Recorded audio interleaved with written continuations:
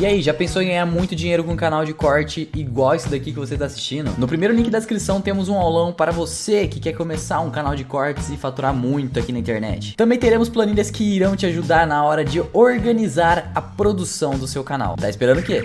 Só que ainda estamos tentando, a gente vai reconquistar. Eles quebraram os meios de vocês conseguirem. Mas o negócio era que quando tu começa a ir para manifestar e o cara chega com um carro jogando água, tá bom, beleza, entendeu? Agora, quando tu vai para uma protesta e o teu amigo tem uma bala na cabeça, porra, aí tu fala você não vai no próximo. Tu não sabe se vai no próximo. Exatamente. Então, esse foi o medo que ele com grupos que ele começa a armar em paralelo, ele começa a criar uma coisa, e aí é onde também o exército começa a sentir, você começa a ver que acaba a institucionalidade. Ele cria milícias dentro do exército. O pessoal tem arma na Venezuela? Sim, O pessoal depende. Não, hoje o cidadão comum não. O que tem são os grupos armados. Não pode comprar arma. Não pode, o porte ele suspendeu o porte, isso é interessante. Uma das coisas que ele fez para chegar nisso foi suspender o porte de arma.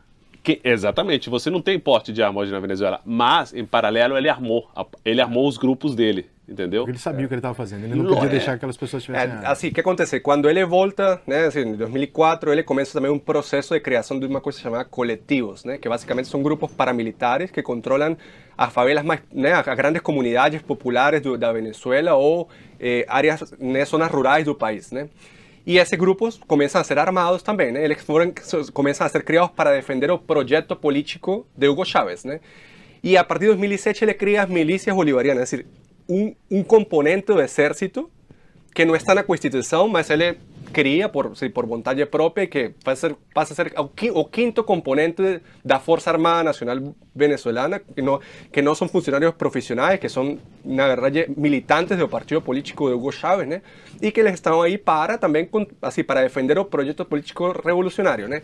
E em paralelo a isso, né, assim, tem um indicador da Amnistia Internacional, porque o que acontece? A violência na Venezuela é muito grave, é um problema muito grave. E a taxa de homicídios na primeira década de 2000 ela se dispara fortemente, né?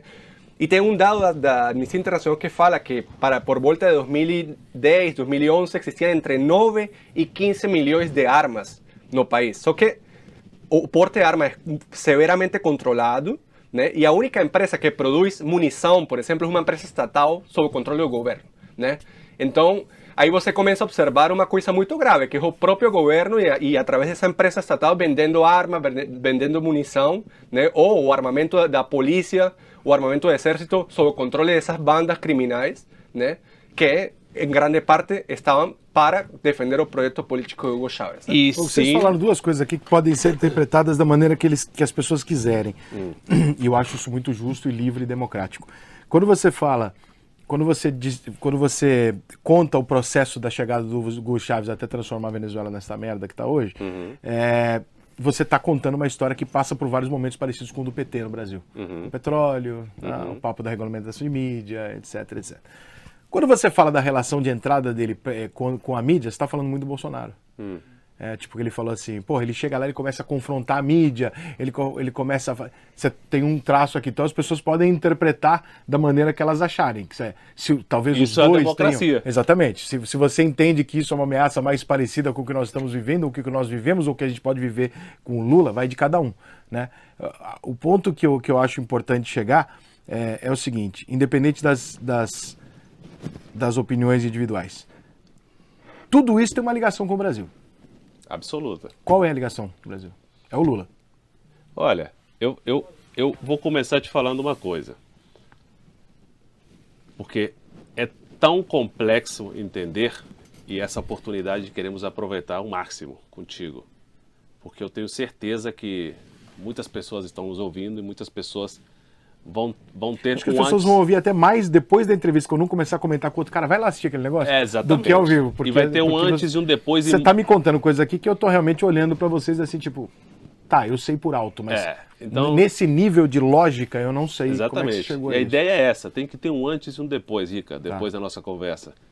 Por quê? Porque quando você escuta tudo que a gente fala, praticamente a gente tem que desenhar um mapa aqui.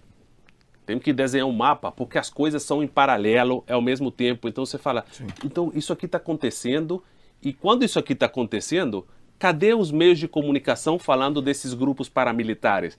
Eu já controlei, brother. É tudo muito pensado. Eu Muito seguro quem vai pensado. reclamar e coloco. E aí Cadê? ninguém fala. As pessoas estão na rua se manifestando, cadê? Estão matando as pessoas na rua, cadê as autoridades? Cadê a polícia? Cadê? A mídia tá quieta. A mídia não fala, a polícia também fica quieta, porque tudo é medo. Quando você é um cara do exército, quando você é um cara da polícia, não sei o quê, que ele não vai contra ti, ele vai contra a tua família. Isso acontece. Acontecia e acontece. Isso é assim. Ah, você vai continuar falando de mim? Ah, o custo de te prender é alto, porque tu é um cara conhecido na Venezuela, tá? Sofreu um acidente. Mas do teu tio não. Entendeu? Então, o teu tio preso. Então, mas a tua namorada, aquela gatinha, pronto, também presa. Então, assim, isso tem que ser entendido, Rica, por todo mundo aqui no Brasil. Deixa eu só te fazer uma pergunta pontual aqui, que o Carlos mandou aqui. Pergunta se eles acham se o Juan Guaidó é um opositor ou um fantoche. Qual o papel dele na Venezuela? E se o PT for eleito, eles vão fazer... Aí, se o PT for eleito é outro assunto, mas eles estão querendo saber se o Guaidó hoje tem um papel de fantoche ou de fato... Legal, a gente vai chegar no Guaidó, tá? Somos aqui representantes do Guaidó. Como é que chama o camarada aí? Chama... Carlos. Carlos. Eu represento o Guaidó. Então ele não vai achar um fantoche, cara. Então, exatamente. E a outra coisa